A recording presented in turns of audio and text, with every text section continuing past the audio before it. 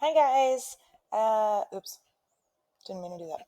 Okay, so we talked last week about range, mean, median, mode, which are all honestly review of sixth grade math.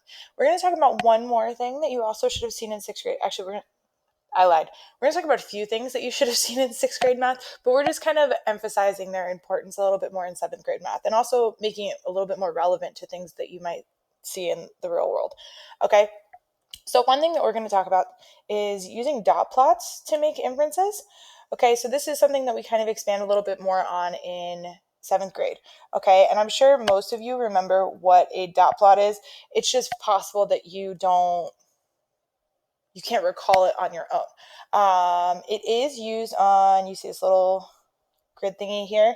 It's kind of like a number line, basically. Not kind of, it is a number line. It just has no numbers on it yet. Okay, that's the part we're going to do. Okay, so first off, we're going to talk about Rosie. Okay, remember, what do I say? I don't care about Rosie. I don't care about how many books they had in their backpacks. I care about the recorded data.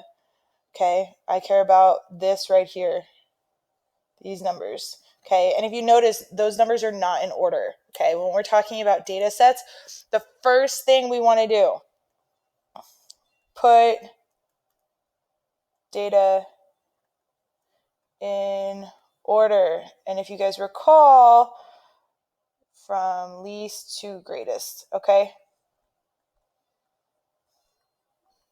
Put data in order from least to greatest. Always, always, always, always, always. My pen's a little fat. We're going to make it a little skinnier. Okay? Put data in order from least to greatest. Okay?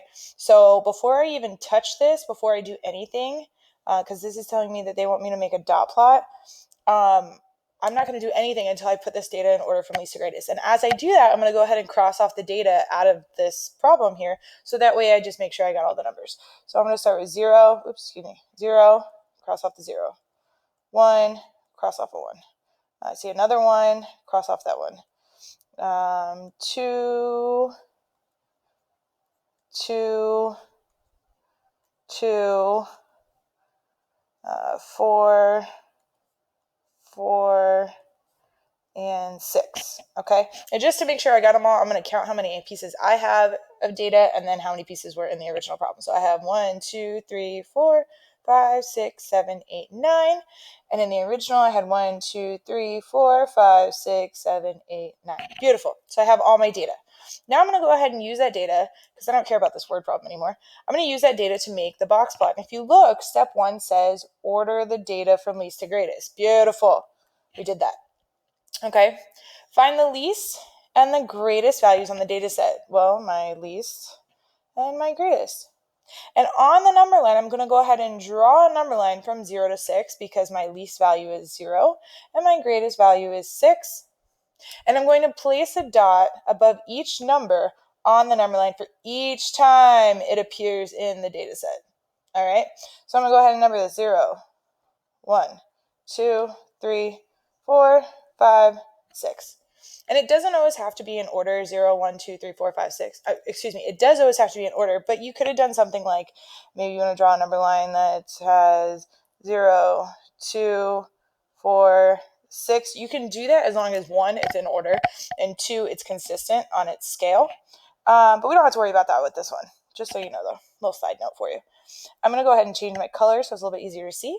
And I'm just going to put dots above each number for how many times it's shown up here in my data plot. Okay, so I have 0 one time. I have 1 2 times, so I'm going to put 2 dots above the number 1.